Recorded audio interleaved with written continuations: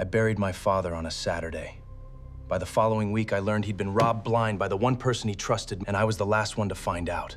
Daniel Hoyt got the call at 2 in the morning, and later he would say that some part of him already knew before he picked up the phone.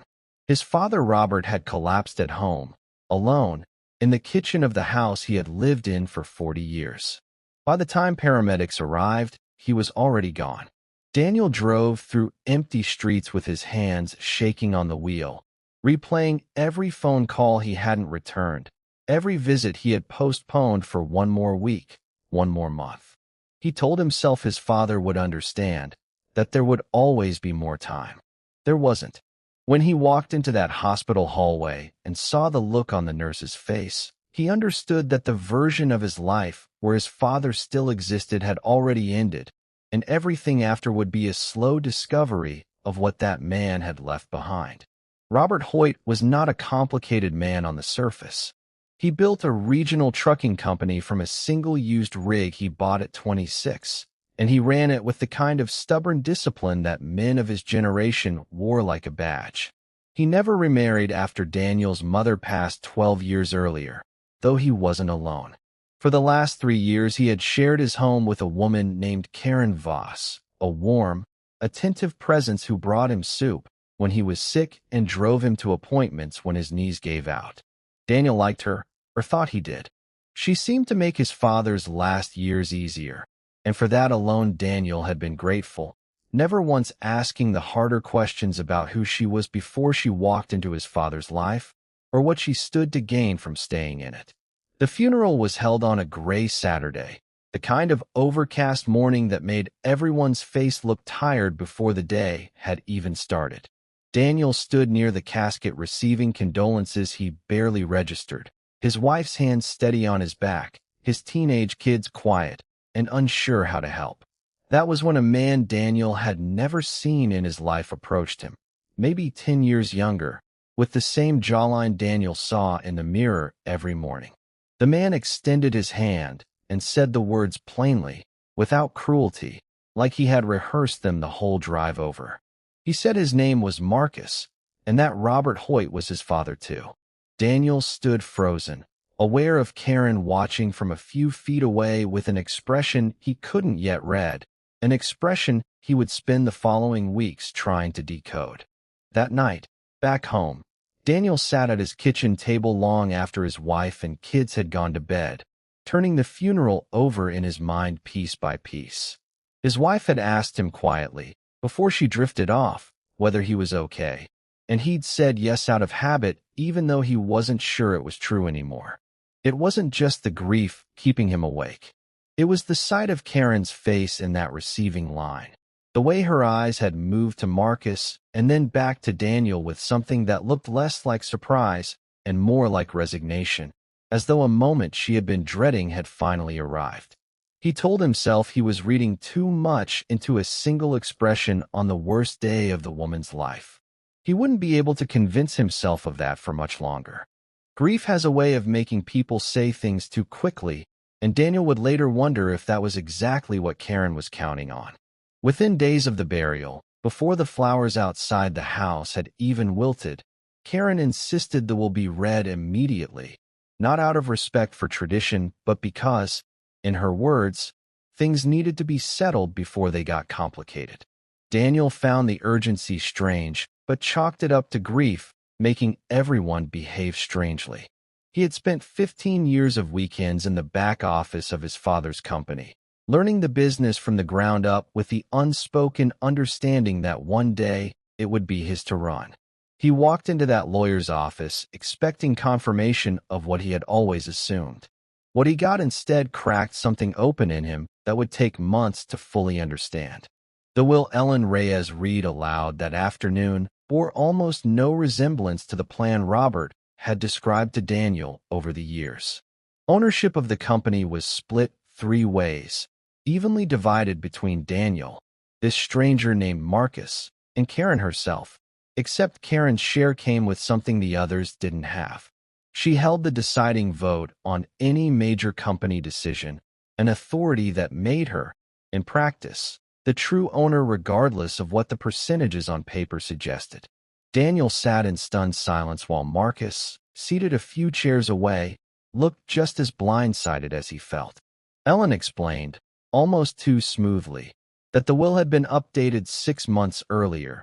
During a stretch of time, Daniel now remembered his father seeming distant, foggy, easily tired in ways that hadn't quite registered as significant until this exact moment. Daniel sat in his car in the law office parking lot for nearly 20 minutes after the reading ended, unable to make himself turn the key.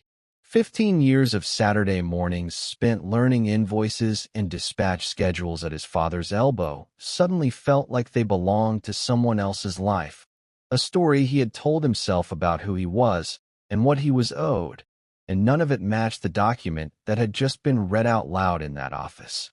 He wasn't angry yet, not really. He was disoriented in a way that felt almost physical, like the ground under a house he'd lived in his whole life had quietly shifted while he wasn't looking, and he was only now noticing the doors didn't line up with the frames anymore.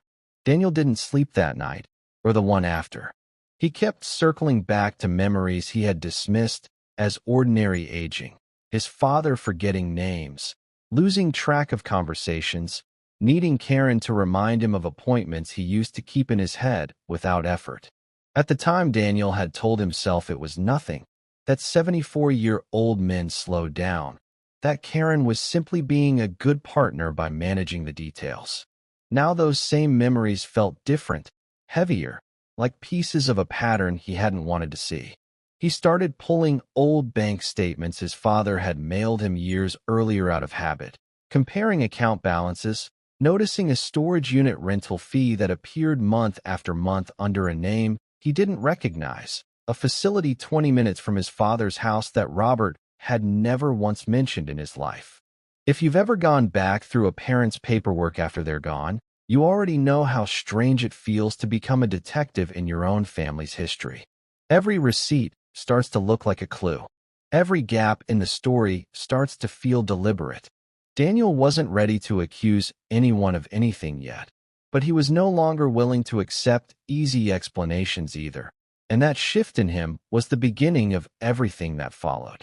He reached out to Marcus, the brother he had known for exactly 1 week, because as much as it unsettled him to admit it, Marcus was the only other person alive who had a real stake in finding out what actually happened to their father in his final year, and neither of them trusted Karen enough to ask her directly. Marcus turned out to be nothing like the opportunist Daniel had half expected at the funeral. He had grown up 2 states away, raised by his mother after a brief relationship with Robert decades earlier, one Robert had apparently kept separate from the rest of his life, so completely that even Daniel's late mother never knew. Marcus said he had reached out to Robert only a handful of times over the years, tentative letters that mostly went unanswered, until about 18 months before his death, when Robert had suddenly, almost desperately, wanted to reconnect. He'd called Marcus regularly in his final year, apologized for the lost decades, and told him more than once that there were things he needed to make right before it was too late. Marcus had assumed his father meant emotionally. Now both brothers were starting to wonder if he meant something else entirely. Before any of that, though, the two of them spent an entire evening at a diner near Marcus's motel just talking, trying to figure out if they could even trust each other enough to move forward together. Daniel asked the question he'd been sitting with since the will reading, whether Marcus had known about the inheritance beforehand, whether any of this was something he'd planned for. Marcus didn't get defensive. He just looked tired, and said he hadn't wanted anything from Robert except the relationship he'd finally started building in that last year and a half, and that the money showing up in the will had complicated something that was only just starting to feel real to him. Daniel believed him, mostly because Marcus seemed just as unsettled by Karen's role in all of it as he was, and unsettled people rarely fake that well. The two of them drove out to that storage unit together on a Tuesday afternoon, neither one saying much on the way, both bracing for something they couldn't name. Inside, past old furniture and boxes of company records, they found a locked filing cabinet Robert had clearly kept separate from everything else in his life. Daniel pried it open with a crowbar he'd brought without really deciding to bring it. And what spilled out changed the direction of everything. There were bank statements showing withdrawals Robert himself hadn't made, transfers routed through a consulting firm neither brother had ever heard of. There were printed emails between that firm and an account holder whose signature matched Karen's. And tucked beneath all of it, in an envelope with Daniel's name written in his father's unsteady handwriting, was a letter that had never been sent.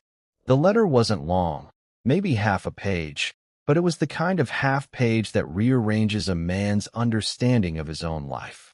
Robert wrote that he was scared, that money was disappearing from accounts he could no longer keep straight in his head, that he suspected Karen was taking advantage of the confusion that had crept over him in recent months, though he couldn't yet prove it and didn't want to accuse her without being certain. He wrote that he intended to talk to a lawyer, a different lawyer, someone outside the small circle Karen had slowly built around him. He wrote that he loved Daniel and was sorry for not calling more, and that he hoped, when Daniel eventually understood everything, he would forgive an old man for not seeing the danger sooner. He never got the chance to send it. He died 3 weeks later. If you're watching this and you've ever lost a parent to something sudden, you understand the particular cruelty of finding out afterward that they were trying to protect you and simply ran out of time. Daniel read that letter standing in a dim storage unit with his half-brother beside him, and something in him went cold and clear all at once, the grief giving way to something closer to purpose. He wasn't going to let this disappear the way his father almost did, quietly, without anyone noticing until it was too late to matter. He folded the letter carefully, put it in his jacket, and told Marcus they were going to find out exactly how deep this went, no matter how long it took or what it cost them to do it. Marcus didn't hesitate. He said he was in. They confronted Karen 2 days later, in the same living room where she had once brought Robert his evening tea. Daniel laid the bank records on the coffee table and watched her face for any flicker of guilt, but what he got instead was practiced calm, a smooth denial delivered without a single stumble. She said the consulting firm was for managing Robert's estate planning, that any withdrawals were made with his full knowledge and consent, that grief was making the brothers paranoid and cruel toward a woman who had done nothing but care for a dying man in his final years.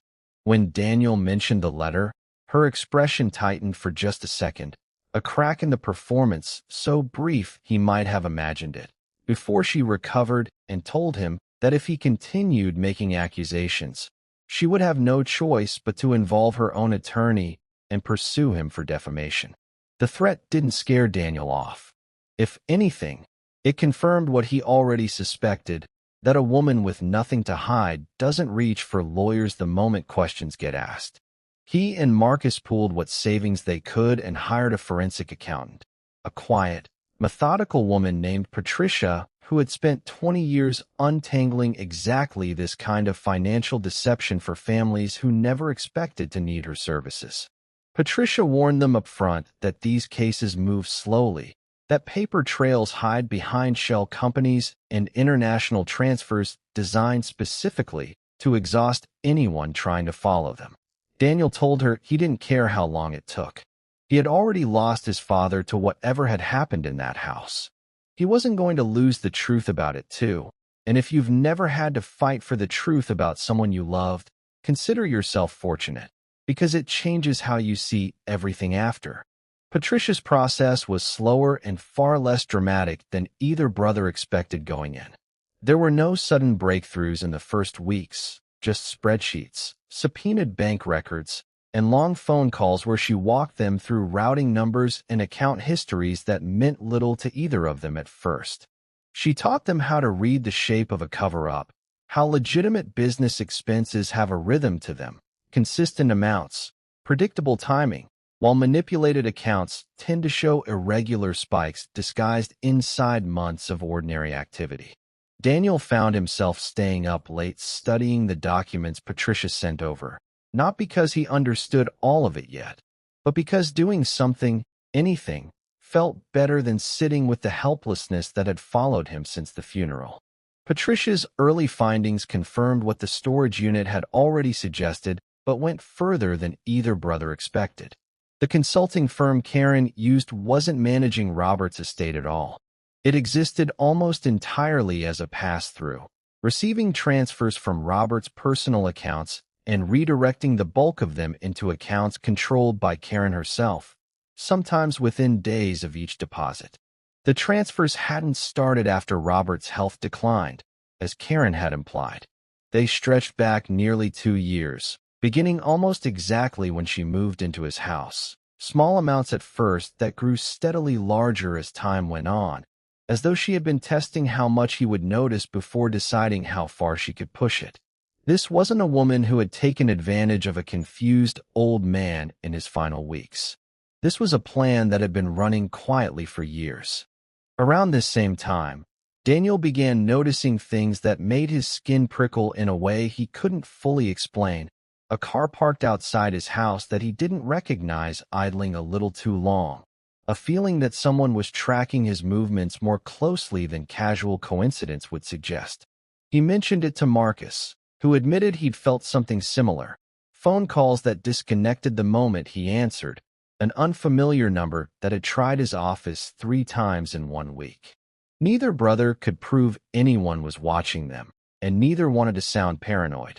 But the timing lined up too neatly with how aggressively Karen had reacted to their initial confrontation.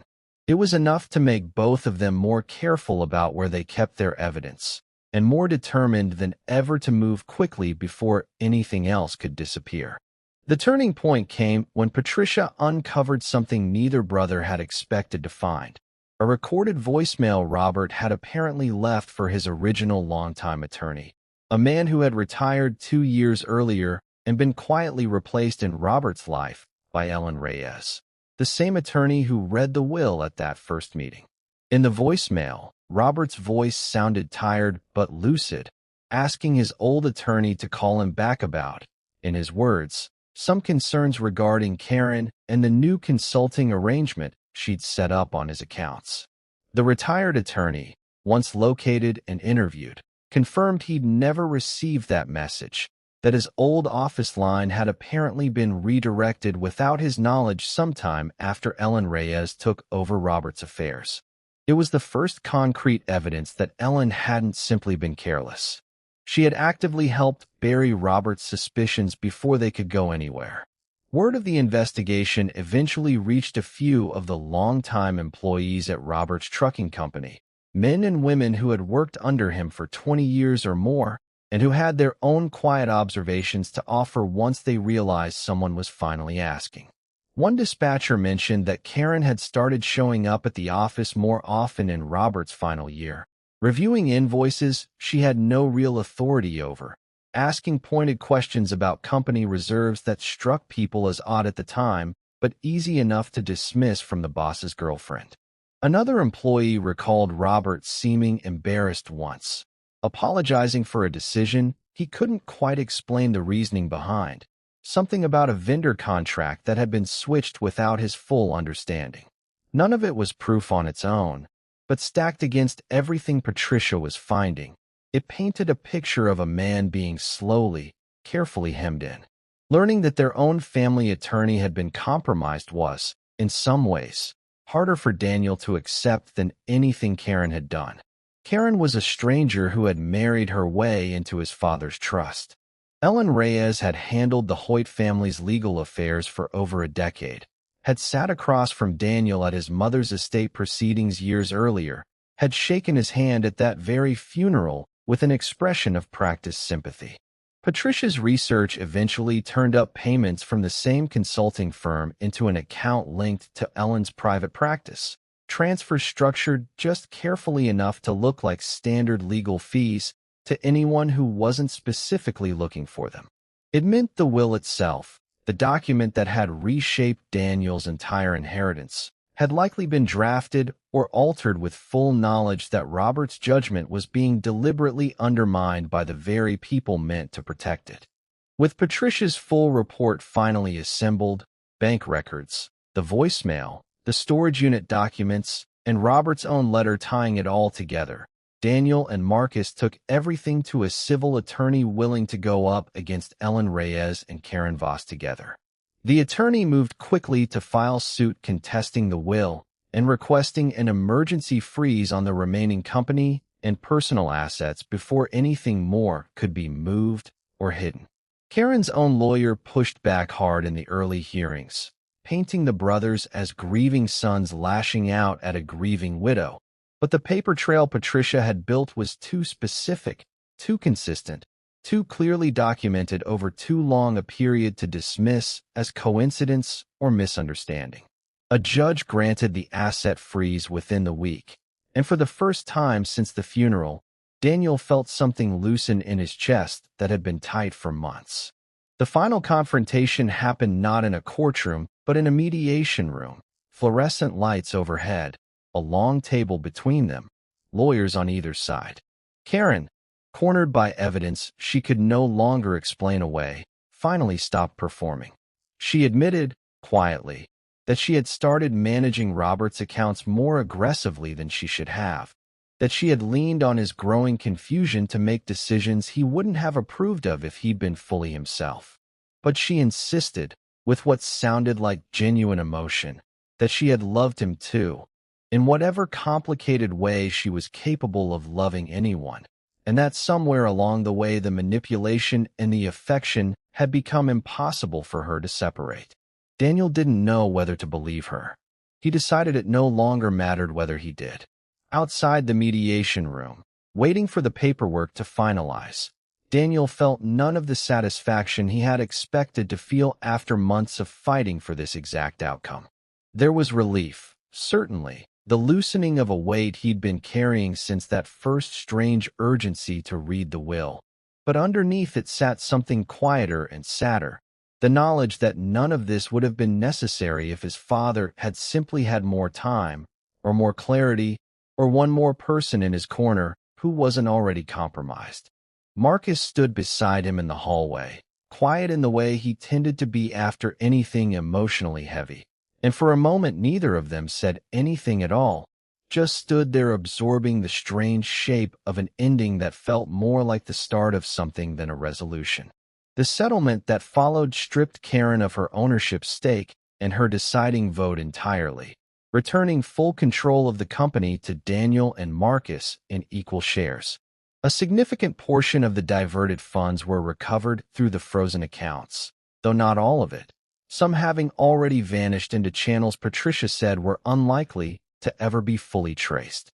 Ellen Reyes was reported to the State Bar Association, her license suspended pending a formal investigation into her conduct with the Hoyt estate.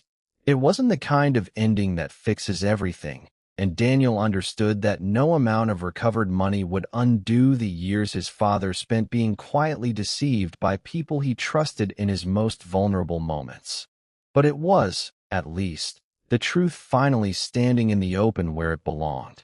In the months that followed, Daniel and Marcus began the strange, cautious work of building a relationship neither of them had expected to need.